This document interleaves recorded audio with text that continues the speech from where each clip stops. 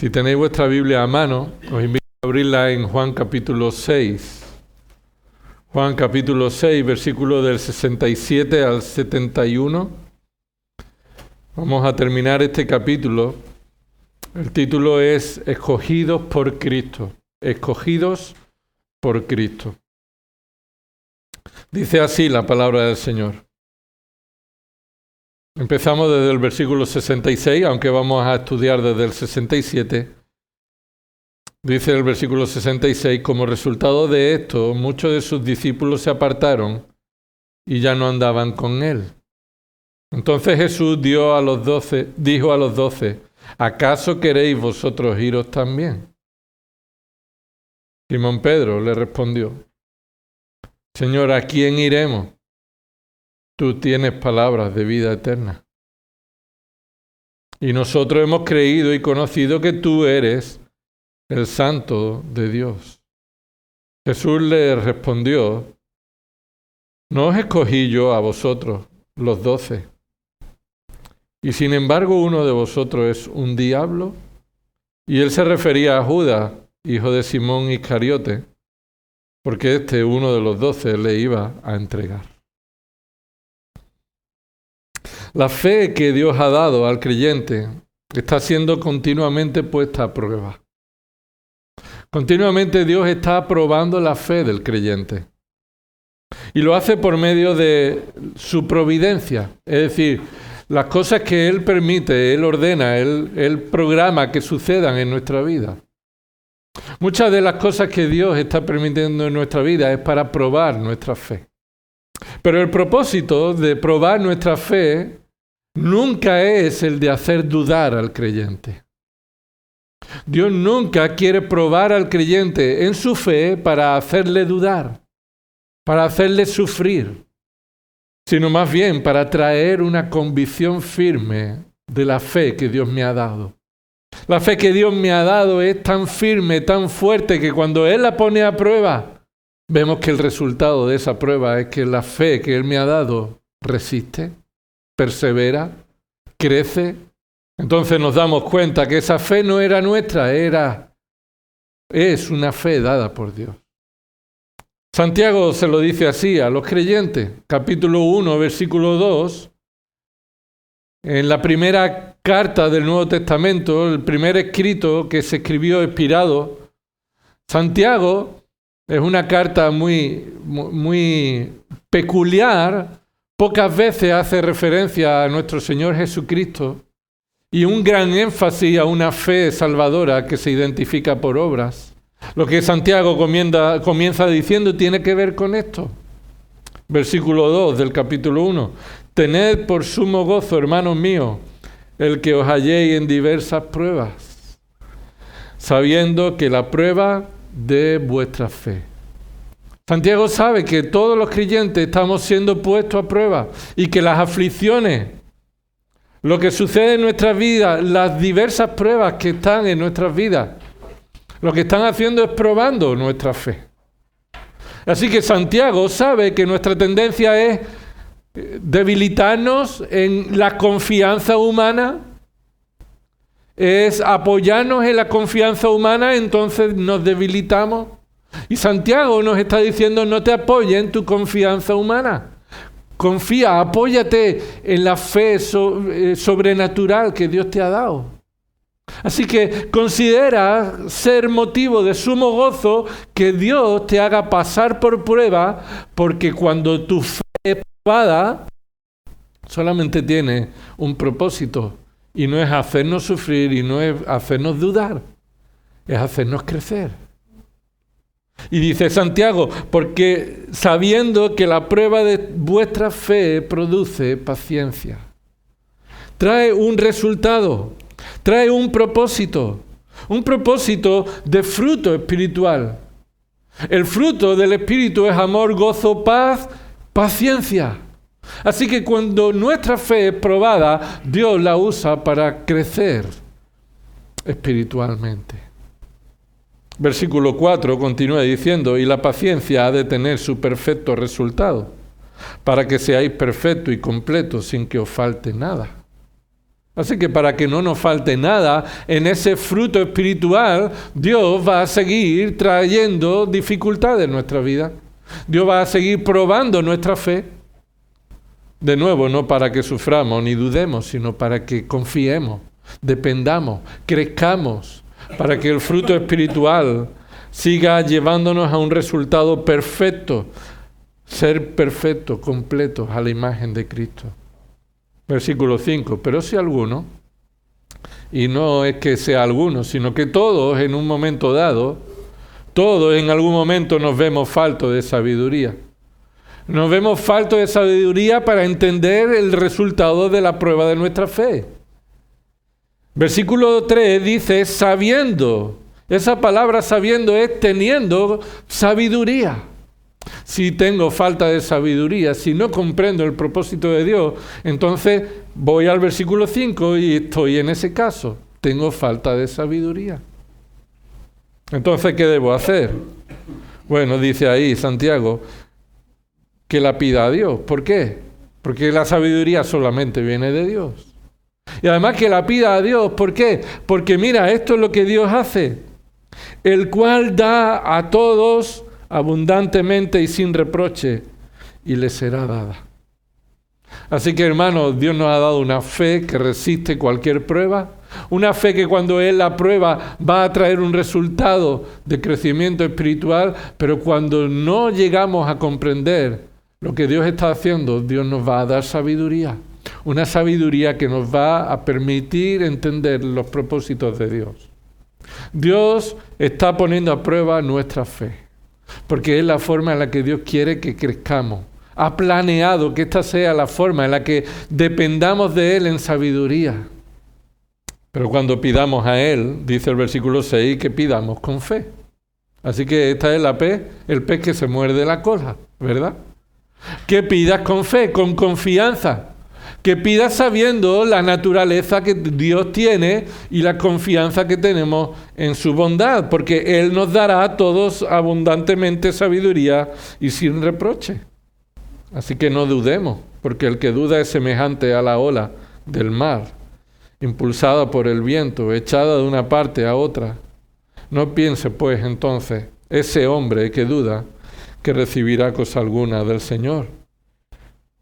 ¿Por qué? Porque es un hombre de doble ánimo, inestable en todos sus caminos. En muchas ocasiones nosotros, hermanos, somos personas, hombres y mujeres creyentes de doble ánimo. Queremos confiar en nuestras capacidades y en Dios también. Pero estamos más veces apoyados en nosotros que en Él. Y cuando algo sucede, ya no solamente sabemos que tenemos que pedirle a Él, sino que entran las dudas de si Él va a responder o no va a responder. De si Él tiene propósitos o no. De si Él tiene una buena voluntad para nosotros o no. Así que Santiago está diciendo, basta ya de dudar. Basta ya de ser un hombre de doble ánimo. Afianzad vuestra confianza en la fe que está arraigada en el Señor. Acompáñame a Primera de Pedro. Primera de Pedro, capítulo 1. Pedro es uno de los apóstoles, y lo vamos a ver en este texto, lo hemos visto cómo él habla en nombre de los apóstoles. Es uno de los apóstoles que, estando más cerca del Señor, cayó en lo más bajo. Cayó en lo más bajo. Podríamos decir que Pedro fue quien fue puesto a prueba en su fe más que ningún otro, y parece que no resistió la prueba, cayó en lo más bajo. Sabemos quién es Pedro, ¿verdad? Se caracteriza fácilmente su fe puesta a prueba, cuando Jesús le anunció que le negaría 3 veces. El Señor le anunció a Pedro que le negaría 3 veces y así sucedió, ¿verdad? Pero observa lo que Pedro dice después de haber aprendido, haber recibido sabiduría. Primera de Pedro 1, versículo 3. Bendito sea el Dios y Padre de nuestro Señor Jesucristo, quien según su gran misericordia nos ha hecho nacer de nuevo a una esperanza viva mediante la resurrección de Jesucristo de entre los muertos, para obtener una herencia incorruptible. inmaculada y que no se marchitará, reservada en los cielos para vosotros, que sois protegidos por el poder de Dios mediante, ¿qué? Mediante la fe. Sois protegidos. Se os ha reservado en los cielos una herencia que no se va a estropear, que nadie nos la va a quitar, y somos protegidos por medio de la fe, para salvación que está preparada para ser revelada en el último tiempo, en lo cual os regocijáis grandemente, aunque ahora, por un poco de tiempo, si es necesario, seáis afligidos con diversas pruebas, para que la prueba de vuestra fe. De nuevo, Pedro está escribiendo, inspirado por el Espíritu Santo, igual que Santiago, que cuando la aflicción viene a nuestra vida, eso es para probar nuestra fe. Pero hermano, no es para probar si de verdad creemos en Él o no.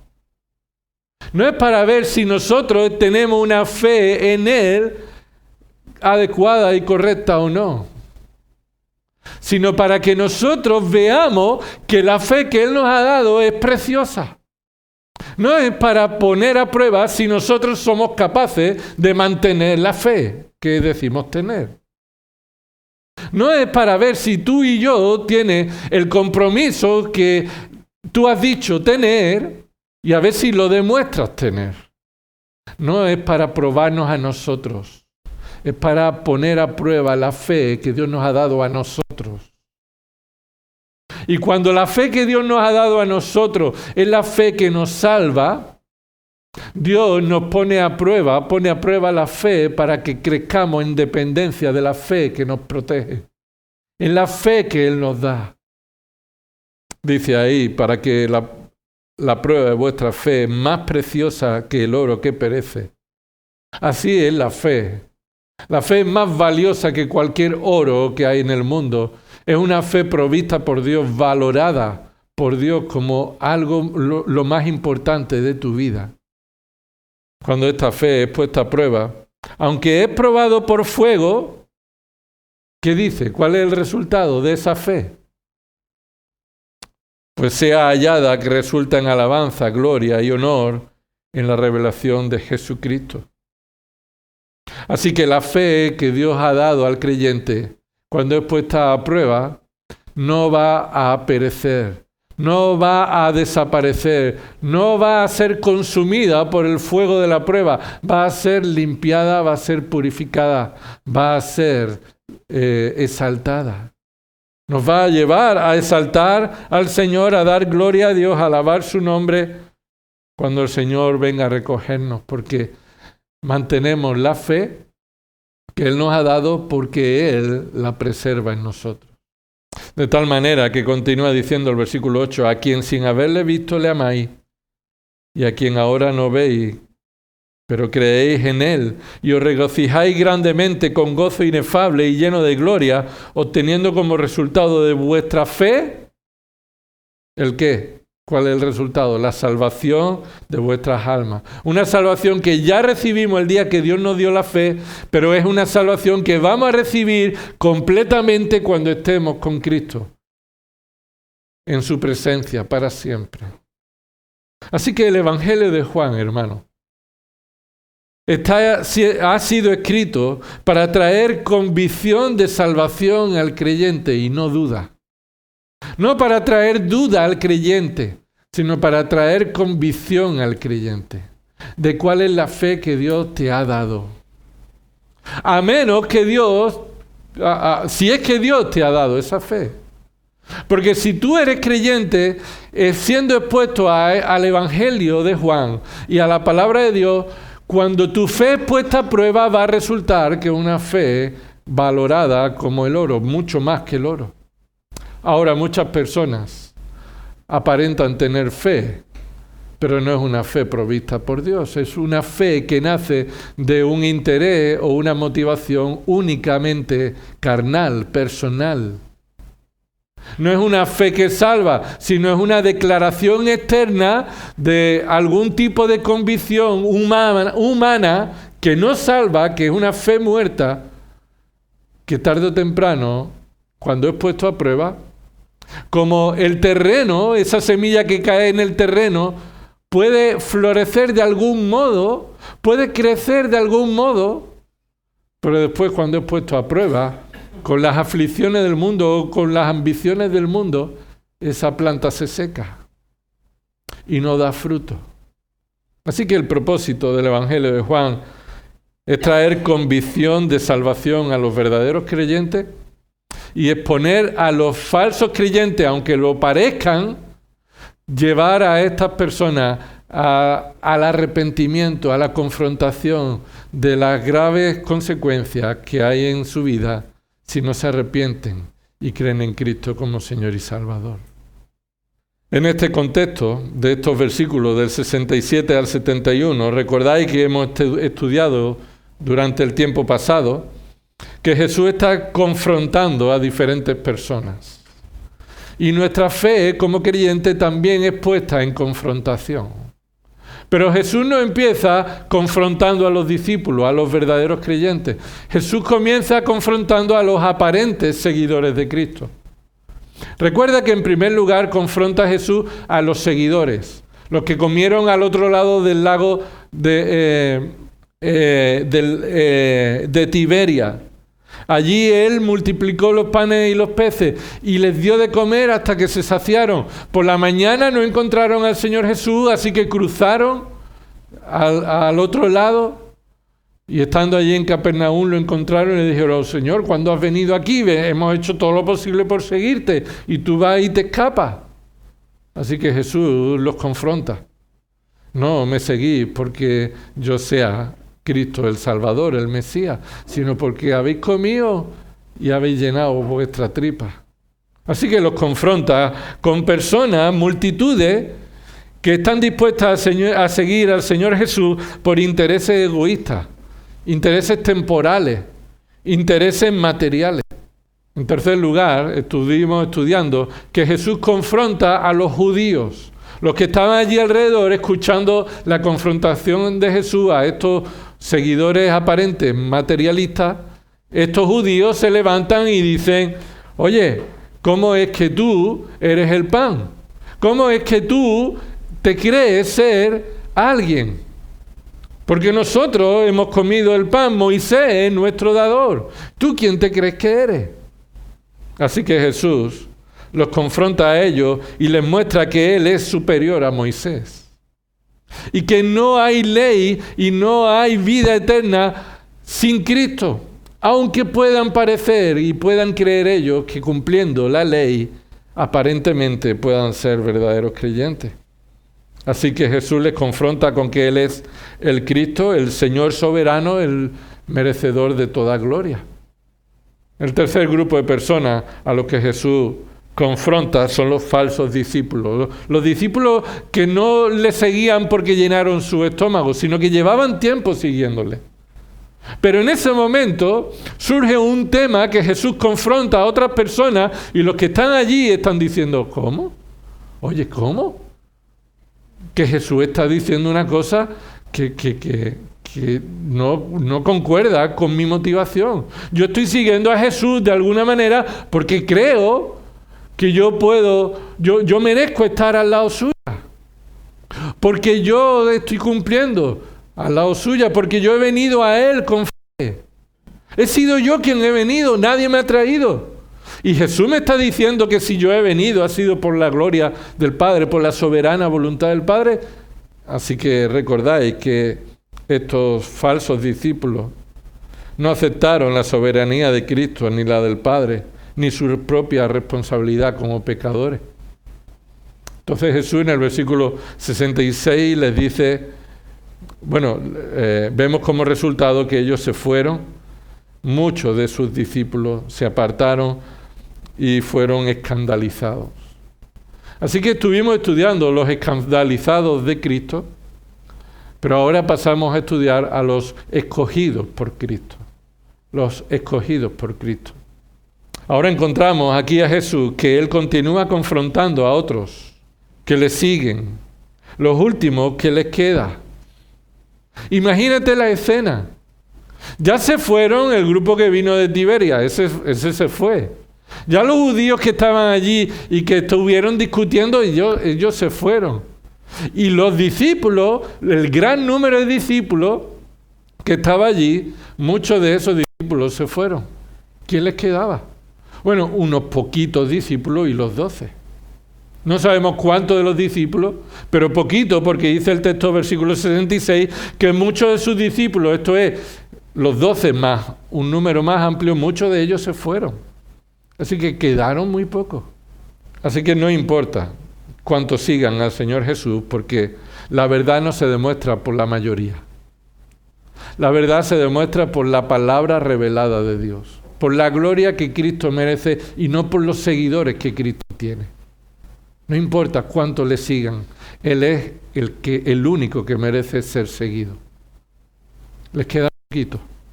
Y aunque son poquitos, Jesús les hace una pregunta que nos llama mucho la atención. Y Jesús le dice en el versículo 67, me alegro que os hayáis quedado. ¡Qué fieles sois! Vosotros sí que sois los buenos. ¿Verdad? No, eso no es lo que Jesús dice. Ni siquiera Jesús se preocupó porque los que se fueron se hubieran ido. No le preocupó nada que se hubieran ido. Así que aquí vamos a encontrar en estos 5 versículos, al final de este capítulo, vamos a encontrar 4 verdades acerca de la elección de Dios que nos asegura la salvación. 4 verdades de la elección de Dios que nos asegura la salvación y que confronta a los pecadores con las consecuencias de su pecado. La primera tiene que ver con la confrontación a los escogidos por Cristo. La confrontación a los escogidos por Cristo, versículo 67. La confrontación a los escogidos por Cristo. Esto es lo que Jesús hace, los confronta a ellos también. Los confronta a ellos también. Versículo 67 dice, entonces Jesús dijo a los 12, ¿acaso queréis vosotros iros también? Jesús los confronta a ellos, los que se han quedado, los poquitos que se han quedado. Y los confronta porque esta va a ser un contraste entre los falsos discípulos y los verdaderos discípulos, entre la fe falsa y la fe verdadera. Juan nos enseña aquí que Cristo tiene el propósito de que todos los que le siguen sean verdaderos seguidores. Lo vuelvo a repetir. Juan está aquí enfatizando que Jesús tiene el propósito de que los que le sigan sean verdaderos seguidores. A él no le interesa que le siga mucha gente, aun sabiendo que la mayoría de esa gente son falsos seguidores. Él lo que está preocupado e interesado es que los que le sigan sean verdaderos seguidores. Y aquellos que le sigan son verdaderos hijos suyos. Sí es cierto que hemos leído en los versículos anteriores que nadie puede venir al Hijo si el Padre no se lo concede. Pero vemos que muchos vienen al Hijo. Así que la pregunta es, bueno, ¿cómo es posible que alguien venga al Hijo sin que el Padre se lo conceda? Porque muchos vienen al Hijo. Entonces, ¿es que todos los que vienen al Hijo el Padre se lo ha concedido? Y el punto en este texto es que no todos los que vienen al Hijo se lo ha concedido el Padre, porque no todos vienen para ser salvos. No todos vienen para recibir salvación. Y lo que Juan está aquí enfatizando en este texto es que lo que sucede a continuación es la demostración de que aquellos que el Padre le ha dado al Hijo verdaderamente son sus discípulos. Se cumple la enseñanza de Jesús. Jesús confronta a los 12 y les muestra la responsabilidad de la elección más importante. Esta es la elección más importante. No a quién vas a votar en las próximas elecciones, ni qué coche te vas a comprar, ni a qué vas a dedicar tu dinero. Aunque todas esas decisiones deben estar afectadas por la palabra de Dios. Pero la decisión más importante de nuestra vida es a quién vas a seguir. ¿A quién estás siguiendo? Esta es la pregunta más importante de tu vida. Los 12 debían tomar una decisión en ese momento. Era un momento decisivo. Era el momento en el que muchos se fueron y ya no siguieron más a Jesús porque estaban escandalizados. Era el momento decisivo. ¿Qué vais a hacer vosotros? Este es el momento de tomar la decisión. Los 12 debían tomar la decisión de seguir a Jesús, aceptando y creyendo su palabra, o debían decidir abandonarle, siguiendo el ejemplo de otros, escandalizados, como muchos otros lo hicieron. Ser parte de la mayoría o ser parte de la minoría. Debían decidir ser parte de los discípulos verdaderos de Jesús, aunque fueran parte de la minoría. Y la pregunta de Jesús no refleja que Jesús esté preocupado en satisfacer las expectativas de sus seguidores o de sus oyentes, sino que está comprometido. Jesús está comprometido con la verdad de su mensaje, de tal manera que pone a prueba las convicciones de todo aquel que dice creer en él.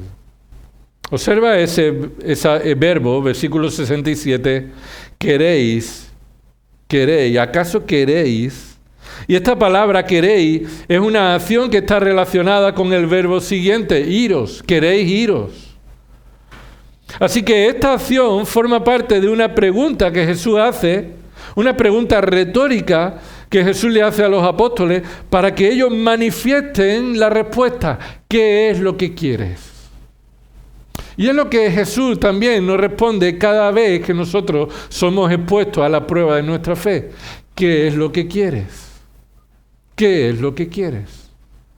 Y es lo que yo debería preguntarme, o me he preguntado y creo que debemos preguntarnos todos. ¿Qué es lo que queremos? Hermano, ¿qué es lo que queremos de verdad? ¿Qué es lo que queremos? Porque lo que queremos debe mostrarse con las decisiones que tomemos. Porque la forma en la que vivimos estamos demostrando qué es lo que queremos. Porque el Señor Jesús lo dijo en otro lugar. Donde esté allí vuestro tesoro, allí estará también vuestro corazón. ¿Qué es lo que tú quieres? Bueno, puede verse por la forma en la que vive. El viernes lo estuvimos estudiando, ¿verdad? El salmista en el Salmo 119, en el versículo 96 hasta el 101, está diciendo: amo tu palabra. ¿Cuánto amo tu palabra? Y la pregunta es, bueno, sí, eso me lo dices tú de boquilla, pero ¿cómo me demuestras tu amor? Jesús lo que está diciendo a sus discípulos es, ¿vosotros qué queréis hacer? ¿Queréis iros también vosotros? ¿Qué es lo que queréis hacer vosotros? Continuamente esto se pone a prueba en nuestra vida. Puede que muchos que están siguiendo a Jesús en verdad se hayan ido ya en su corazón. Puede que muchos que parezcan estar siguiendo a Jesús, en verdad en su corazón no quieren seguirle. ¿Y cómo podemos saberlo? Por el patrón de su vida. El patrón de tu vida está demostrando qué es lo que tú quieres. El patrón de tu vida. Si el patrón de nuestra vida está manifestando un crecimiento en seguir el ejemplo de Cristo, en alimentarnos, en ser confrontado con la palabra, en arrepentirnos de nuestros pecados, en seguir diariamente expuesto a la necesidad de un Salvador y de la santidad en nuestra vida, entonces está manifestando que lo que queremos es hacer la voluntad de Dios. Si el patrón de nuestra vida es querer hacer nuestra voluntad pecaminosa y aparentar otra cosa delante de los hombres, pero en realidad sabemos que nuestro corazón quiere otra cosa y nos sentimos cómodos así, entonces ya hace tiempo que nos fuimos, aunque estemos todavía aquí. Y algunos de estos discípulos, o más bien uno de ellos siguió ahí, pero en su corazón nunca había venido con buena motivación. En su corazón ya se había ido, pero siguió allí. La pregunta que sigue el Señor haciéndonos es, ¿quieres irte tú también? ¿Quieres irte tú también? Irse significa abandonar a Jesús avergonzado. Esta pregunta de Jesús a sus discípulos tiene el propósito de mostrar que Jesús no está interesado en tener muchos discípulos, sino que Él está interesado en que los que tiene sean verdaderos discípulos. Así que nuestro Señor Jesucristo confrontó a las multitudes que aparentaban ser seguidores acerca de su verdadera motivación. Y esto lo hizo en su ministerio en muchas ocasiones. Mira ahí en Lucas capítulo 14. Deja algo en Juan, porque vamos a ir un momento a Lucas y leer ahí un texto. Cómo el Señor Jesús confrontó a las multitudes. No fue una sola confrontación. El ministerio de Jesús se caracteriza por confrontar a las multitudes, confrontar a los hombres.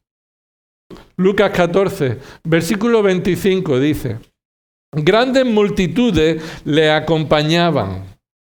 Y él, volviéndose, les dijo: me alegro que vengáis detrás de mí. ¿No? ¿Verdad que no? Bueno, eso podría haber sido una posibilidad. Él se da la vuelta y ve muchas multitudes y dice: esto va bien, esto va bien. El ministerio va adelante. Son muchos los que me siguen, esto está yendo por buen camino. No, para nada. Al contrario, Jesús se da la vuelta y confronta a la multitud para descartar a los falsos seguidores. Descartarlos.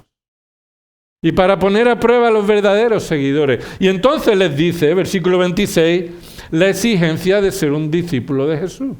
O la demostración de un verdadero discípulo de Jesús.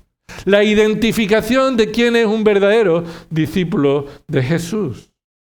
Versículo 26, si alguno viene a mí y no aborrece a su padre y madre, a su mujer e hijos, a sus hermanos y hermanas, y aún hasta su propia vida, no puede ser mi discípulo. Debemos entender este texto en su contexto, en la cultura, en el lenguaje que significa. No se refiere que para seguir al Señor Jesús debemos aborrecer, tratar mal a nuestros familiares, ser antipático con ellos, aún con nosotros mismos. No significa que debamos quitarnos la vida o tratarnos mal a nosotros, no. Lo que Jesús está diciendo es lo que hemos visto el ejemplo en el texto que hemos leído en Génesis 29. Recuerda que ahí Jacob está amando a Raquel, que dice, más que a Lea. Pero en el siguiente versículo dice que Dios vio que Lea había sido desechada, había sido avergonzada, que había sido aborrecida. Así que aquí el punto del Señor Jesús es lo mismo. El que me sigue debe amarme a mí más que a nadie. Y su amor por mí debe ser un claro amor diferente al otro, de manera que parezca que está aborreciendo al otro. Porque no puedes compartir tu amor por el Señor con los demás, sino que debes amar a los demás como resultado del amor que el Señor ha puesto en ti y tú amas al Señor. No puedes amar al Señor y a la riqueza porque amarás a uno y aborrecerás al otro. Y esto es lo que aquí está diciendo. No puedes amar al Señor, pero también amar a tu familia de tal manera que tu familia está a la misma altura que el Señor. No. Deberás estar dispuesto a elegir al Señor antes que a tu familia. Aunque eso parezca para ellos aborrecerlo, haberlos aborrecido. Versículo 27. El que no carga su cruz. Y aquí no es enfrentarse al sufrimiento. Aquí cargar la cruz es tomar la conciencia de la muerte y la muerte, el sacrificio de Cristo, el que está a punto de sufrir más adelante. El estar dispuesto a reconocer que esa cruz de Cristo me correspondía a mí. El que no carga su cruz y viene en pos de mí no puede ser mi discípulo. Porque ¿quién de vosotros, deseando edificar una torre, no se sienta primero y calcula el costo para ver si tiene lo suficiente para terminarla? ¿Quién de vosotros no hace esto? Bueno, es un insensato quien haga esto. Quien vaya a ponerse a construir la torre sin saber si tiene todo lo necesario es un insensato, porque no va a poder terminar la torre. Así que lo que está diciendo el Señor Jesús es, mira, de todos los que me seguís, examinaos vosotros mismos por qué me seguís. Y ved si tenéis las motivaciones adecuadas para seguirme. Ved si estáis siguiéndome con la cruz, dispuestos a cargarla por vosotros, en vosotros, esa culpabilidad que vosotros tenéis por vuestro pecado y que yo cargaré en vuestro lugar. Versículo 29, no sea que cuando haya echado los cimientos no pueda terminar, todos los que lo vean comiencen a burlarse de él, diciendo este hombre comenzó a edificar y no pudo terminar. Es una vergüenza no seguir a Jesús. Pero Jesús está diciendo que es más vergonzoso todavía aquellos que sigan a Jesús, pero no son verdaderos discípulos. Es una vergüenza y hay consecuencias para todo aquel que rechaza el Evangelio. Pero Jesús ha dicho que tiene más consecuencias, más castigo, todo aquel que recibe más luz, y rechaza todo ese testimonio. Hasta el punto de que hay consecuencia vergonzosa a todo aquel que pretende ser un seguidor de Cristo, pero no puede terminar su obra. Versículo 31, ¿o qué rey cuando sale al encuentro de otro rey para la batalla no se sienta primero y delibera si con 10.000 hombres es bastante fuerte como para enfrentarse al que viene contra él con 20.000? Somos enemigos de Dios. Y si reconocemos que somos enemigos de Dios y somos culpables de nuestra rebelión contra Dios y necesitamos a Cristo como Salvador, estamos tomando la cruz.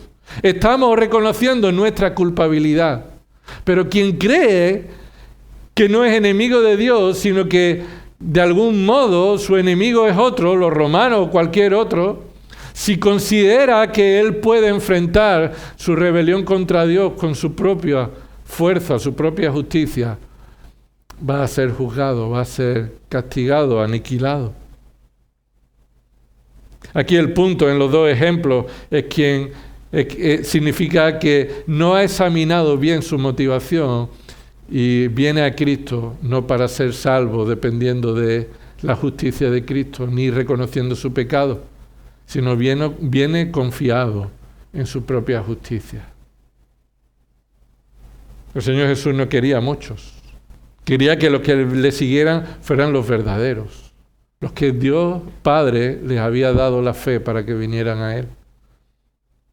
Versículo 32, y si no, cuando el otro todavía está lejos, le envía una delegación y pide condiciones de paz. Eso es lo que se nos llama a hacer a los pecadores. Pablo dice en 2 Corintios capítulo 5 que somos embajadores de Cristo y en nombre de Cristo estamos llamando a todos los hombres diciendo que reconciliaos con Dios, porque Dios viene, Cristo viene. Así que antes de que venga, ponte en paz con Él, manda un emisario, ponte en paz porque no tienes cómo enfrentar tu pecado contra Él. Ven a Cristo arrepentido. Versículo 33, así pues cualquiera de vosotros que no renuncie a todas sus posesiones no puede ser mi discípulo. Y aquí es una aplicación práctica. Aquel que esté aferrado a cualquier cosa en este mundo y sea una razón por la que no viene a Cristo, entonces no es verdadero discípulo. Cristo lo es todo y te costará todo. Te costará todo. Porque Él es más valioso que todo, porque Él lo merece todo. El verdadero discípulo de Cristo es confrontado con esta realidad. El falso discípulo de Cristo escucha esto y abandona a Cristo. El verdadero discípulo de Cristo se arrepiente de sus pecados, porque no está viviendo como Cristo merece, pero sigue viniendo a Cristo, sigue aferrado a Cristo. Pablo confrontó a los creyentes, también recordando que ellos deberían ser expuestos a estos seguidores aparentes, creyentes aparentes, pero que en realidad tienen un corazón depravado. Segunda de Timoteo 3:8, Pablo les dice, y así como Jane y Jambres se opusieron a Moisés, de la misma manera, estos también, estos falsos maestros, estos falsos creyentes se oponen a la verdad, hombres de mente depravada, reprobados en lo que respecta a la fe. No tienen fe, parece que tienen fe, pero son hombres que no tienen la fe aprobada por Dios, no ha sido una fe dada por Dios. Hay muchas confrontaciones en el Antiguo Testamento también. Por ejemplo, Josué 24, del 15 al 22 no lo vamos a leer todo, pero recuerda que Josué, antes de terminar su ministerio, después de que había conquistado la tierra, aunque no lo hicieron como Dios los había mandado, no echaron a todos los habitantes de esa tierra, sino que los perdonaron la vida. Josué les dijo, si no os parece bien servir al Señor, escoged hoy a quién habéis de servir. Si a los dioses que sirvieron vuestros padres, que estaban al otro lado del río, o a los dioses de los amorreos en cuya tierra habitáis, pero yo y mi casa serviremos al Señor. Esto es una decisión, es una confrontación de decisión. Mira, hasta aquí, hasta este momento, tú dices seguir a Cristo, servir a Cristo, pero de nuevo el Señor te hace la pregunta, ¿qué quieres hacer? ¿Qué quieres hacer? Porque todos, hermanos, todos, yo el primero, no estamos viviendo como Dios merece que vivamos. Y necesito ser expuesto a ¿qué quieres hacer de verdad? ¿Qué quieres hacer de verdad? Abandona aquello que no honra al Señor, que no glorifica al Señor. ¿Quieres irte tú también con ellos? ¿Cómo respondió el pueblo a Josué? El pueblo respondió y dijo, lejos esté de nosotros abandonar al Señor para servir a otros dioses, porque el Señor nuestro Dios es el que nos sacó a nosotros y a nuestros padres de la tierra de Egipto, de la casa de servidumbre, el que hizo estas grandes señales delante de nosotros y nos guardó por todo el camino en que anduvimos y entre todos los pueblos por entre los cuales pasamos. Y el Señor echó de delante de nosotros a todos los pueblos, incluso a los amorreos que moraban en la tierra. Nosotros pues también serviremos al Señor porque Él es nuestro Dios.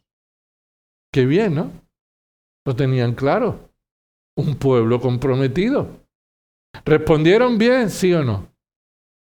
Sí, respondieron bien en palabras. Supieron qué decir. Supieron cuál es la respuesta correcta. Dice el texto, versículo 19, entonces Josué dijo al pueblo, me alegro mucho de que habéis dicho esto. Si tienes ese texto abierto, sabes que no es así como dice Josué. Josué no se fía del pueblo. Josué sabe que el pueblo ha dicho lo correcto, pero no se fía del pueblo. Entonces Josué dijo al pueblo, no podréis servir al Señor, porque Él es un Dios santo. Él es Dios celoso. Él no perdonará vuestra transgresión ni vuestros pecados. Decían conocer a Dios, pero no habían tomado la decisión de seguirle a Él. Aparentemente sí, pero no en el corazón. Siguieron pecando, no se arrepintieron de sus pecados. Siguieron viviendo con una doble vida, con una careta, con una apariencia. A veces se esconde esa fe falsa con una declaración aparentemente bíblica. Sabemos quién es nuestro Señor, ¿cómo no? Vamos a servirle. Él ha hecho esto, Él es el que lo ha hecho todo. Nosotros le serviremos. Él es nuestro Dios. Y Josué le dijo, no podéis servir al Señor como lo hacéis. Él no va a perdonar vuestros pecados porque no os estáis arrepintiendo de vuestros pecados. Dice el versículo 20, Josué: si abandonáis al Señor y servís a los dioses extranjeros, Él se volverá y os hará daño, y os consumirá después de haberos hecho bien. Respondió el pueblo a Josué: no, sino que serviremos al Señor. Versículo 22, y Josué dijo al pueblo: vale, entonces sí, ahora sí me habéis convencido. Si tienes ahí la Biblia abierta, sabes que no pone eso. Josué respondió y dijo: vosotros sois testigos contra vosotros mismos de que habéis escogido al Señor para servirle. Y ellos dijeron: testigos somos. Lo que Josué hizo fue exponer a cada persona a las consecuencias de su decisión. Eres testigo de que te has comprometido delante del Señor a seguirle, pero ¿tienes los materiales para terminar la torre? La respuesta sería: no tengo los materiales, necesito de Él los materiales. ¿Tienes la fuerza para enfrentar al enemigo? La respuesta sería: no tengo la fuerza, necesito la fuerza de Él. Ellos dijeron: sí, somos testigos. ¿Qué vino después de Josué? El tiempo más oscuro de Israel. El tiempo más triste espiritualmente de Israel. El tiempo de los jueces. Y una y otra vez, Israel desobedeció a Dios y se volvió a los ídolos. Dios trajo a una nación que los castigó. Clamaron al Señor, el Señor trajo un juez que los liberara, hasta que de nuevo ellos se volvieron a los ídolos. Una y otra vez. El Señor ha confrontado siempre a su pueblo con esa pregunta: ¿qué queréis hacer? ¿Qué queréis hacer? ¿Queréis seguir viviendo una vida religiosa cumpliendo lo que creéis que es el mínimo? ¿O estáis comprometidos a amarme a mí por encima de nadie más? De nada más. ¿Queréis estar dispuestos a confesar vuestro pecado delante de mí, como hemos hecho en la mesa del Señor, y seguir una vida de dependencia en santidad? Nuestra vida perfecta no demuestra que somos hijos de Dios. Nuestra vida de arrepentimiento sí demuestra que somos hijos de Dios. Nuestra vida de dependencia de su gracia sí es demostración de que somos sus hijos. Elías estuvo profetizando. ¿Recordáis quién es Elías? Estuvo profetizando en el tiempo en el que el rey de Israel se había vuelto idólatra por su mujer, o influenciado por su mujer, el culto a los Baales, a Baal. En Primero de Reyes, capítulo 18, versículo 21, encontramos esa escena que creo que todos conocemos, cuando están todos los sacerdotes de Baal con un altar y presentando un holocausto, y está Elías solo. De nuevo, la mayoría contra la minoría, Elías solo ahí. Y estaba todo el pueblo alrededor mirando, porque esta era una prueba, una demostración de cuál es el verdadero Dios, o Baal o Jehová, el Dios del pacto de Israel. Y recordáis que ellos estuvieron allí, los sacerdotes de Baal, clamando para que descendiera fuego del cielo.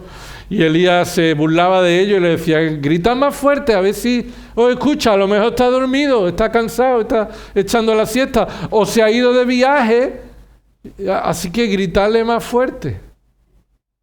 Pero cuando llegó el momento en el que se demostró que Jehová es el verdadero Dios, Elías clamó al Señor, al cielo, y descendió fuego del cielo. Pero Elías hizo en ese momento una pregunta a Israel.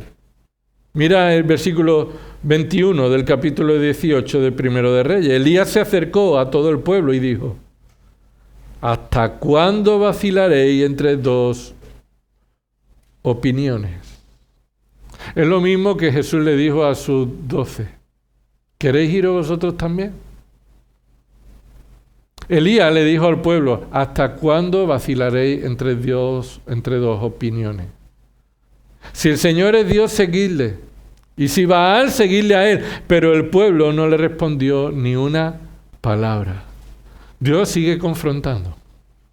confrontando a todos los que dicen ser creyentes, a su iglesia y a todos los que dicen participar o ser parte de la iglesia de Dios. ¿Qué queréis hacer vosotros? Porque ya está bien de estar vacilando entre dos opiniones. Ya vale de poner duda o de tener dos vidas, o de tener dos apariencias, o de tener un corazón dividido. Si Jehová es Dios, demostrarlo sirviéndole. Si Baal es Dios, hacer lo propio también con él. Y el pueblo no supo qué decir. ¿Qué vas a responder tú cuando el Señor Jesús nos está confrontando? Cuando el Señor ponga a prueba nuestra fe, ¿qué vas a decir? ¿Vas a echar mano de tus méritos? Mira, Señor, yo hice esto por ti. Yo he hecho esto por ti. Yo conozco esto por ti. Yo conozco esto de ti. Yo sé de quién eres. Yo creo estas doctrinas que mucha gente rechaza y yo las creo. ¿Qué vas a tomar tú de argumento de tus obras? El salmista le pide al Señor que el Señor siga examinando su corazón. Debemos ser confrontados y no huir de esta confrontación. El Salmo 26, versículo 2 dice: examíname, oh Señor, y pruébame. Escudriña mi mente y mi corazón. Solo Dios puede escudriñar nuestra mente y corazón para revelar lo que hay escondido. Hebreos 4:12 nos dice que la palabra de Dios es viva y eficaz, más cortante que toda espada de dos filos, y penetra y revela lo escondido. De manera que no hay nada oculto ni escondido ante los ojos de aquel a quien tenemos que dar cuenta. Señor, examíname. Examina mis caminos. Como dice Lamentaciones 3:40. Examinemos nuestros caminos, escudriñemos nuestros caminos y volvamos al Señor. El Nuevo Testamento también nos enseña que los creyentes continuamente estamos siendo confrontados. No es cosa del pacto antiguo. No es cosa del ministerio de Jesús solamente.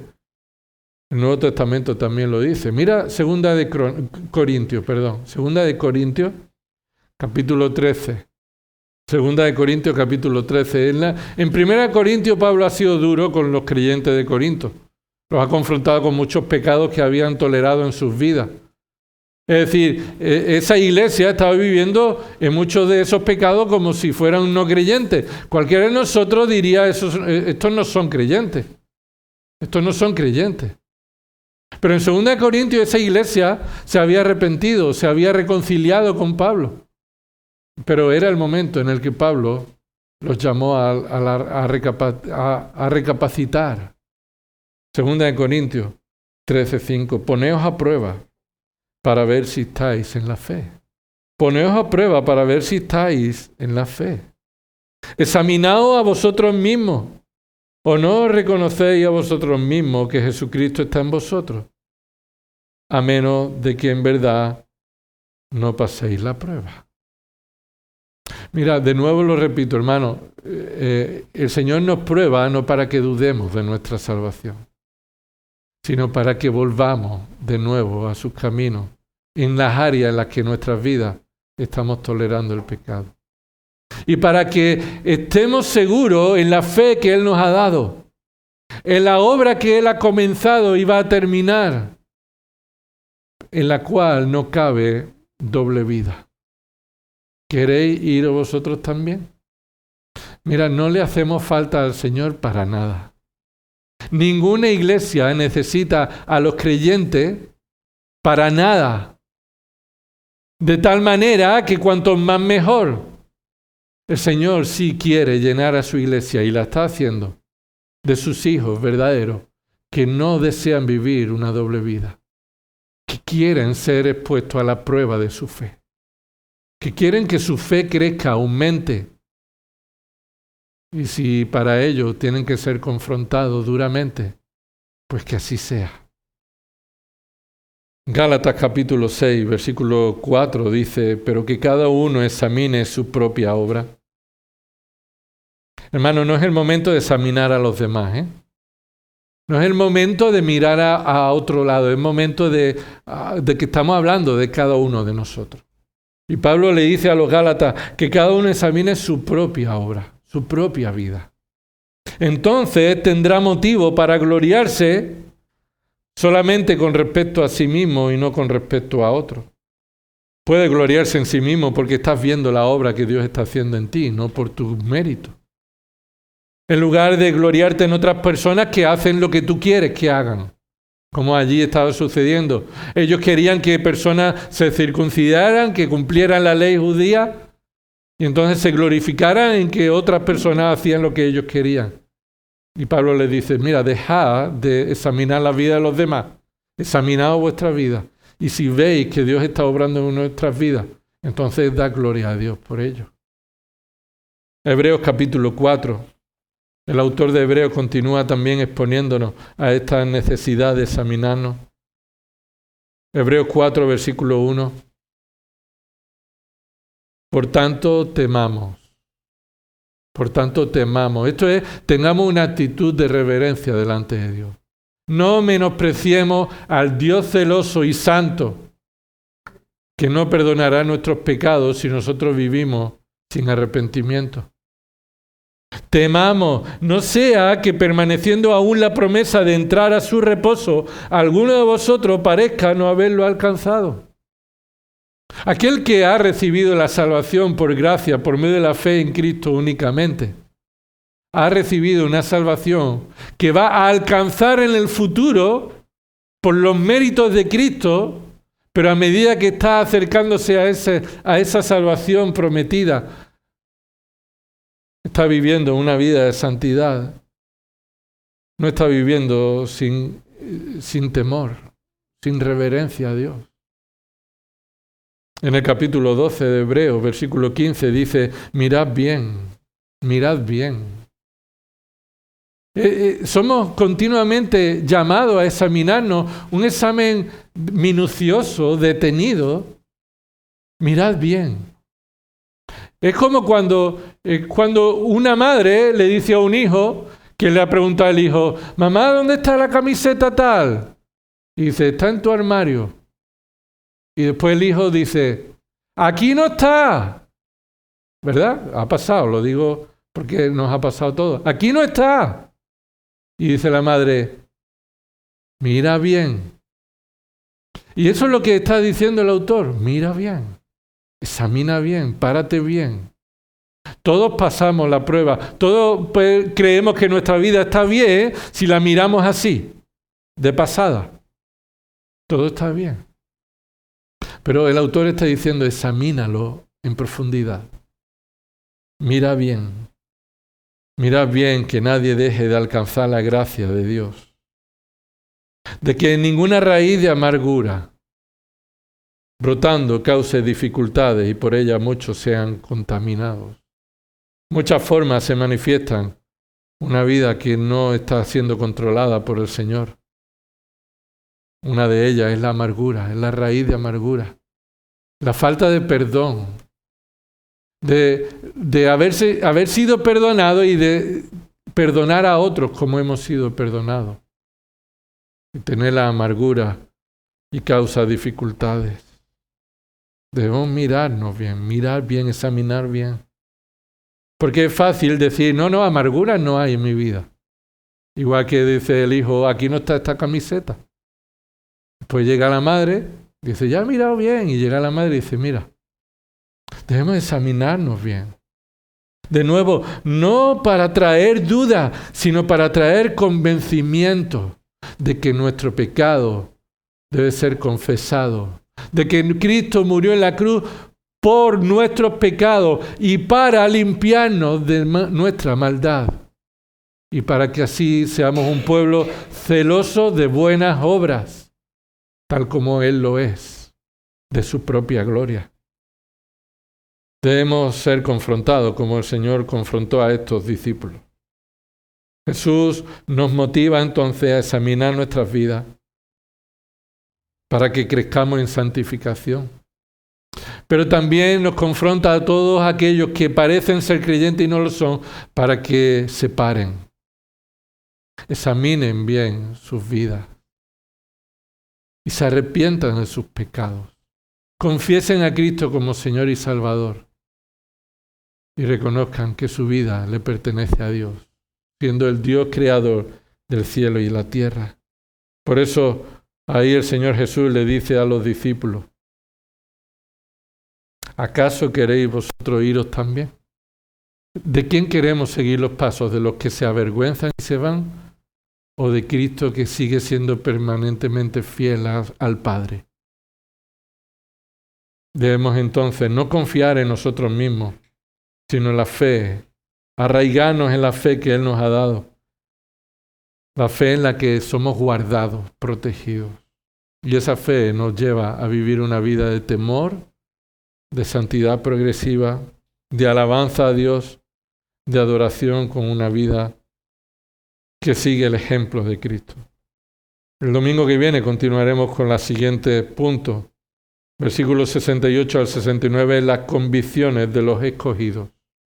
Simplemente lo voy a decir para que quede ahí. Pero los escogidos tienen convicciones. Cuando somos puestos a prueba, el Señor nos da convicciones que muestran que somos suyos. Él nos ha dado una fe que nos muestra que somos suyos y nos da esas convicciones. Pero esas convicciones también van a ser expuestas, van a ser confrontadas. Vamos a orar. Señor, te damos gracias por tu palabra. Porque tu palabra nos muestra la verdad, aun dura que sea. Nos confronta, Señor, con nuestra necesidad de perdón y salvación y santificación. Y tú nos sigues diciendo si queremos irnos, para que la prueba de nuestra fe, Señor, sea purificada, produzca fruto de paciencia, de obediencia, de amor a ti. Por eso queremos, Señor, no dejar escondido nada delante de ti, porque tú lo sabes todo de nosotros. Ayúdanos, Señor, a llevar hasta las últimas consecuencias la salvación que tú nos has dado en nuestra vida, Señor, y podamos ocuparnos en nuestra salvación con temor y temblor. Y si hay alguien sin Cristo, Señor, tráele el convencimiento de pecado, la fe verdadera, que nos lleva a abandonar todo esfuerzo y confianza en nosotros mismos para acudir a Cristo y, habiendo recibido la vida eterna, vivir para su gloria. Que seamos verdaderos discípulos, Señor, que solamente buscan amar a su Señor porque es el único que merece todo amor, toda gloria. En el nombre de Cristo. Amén.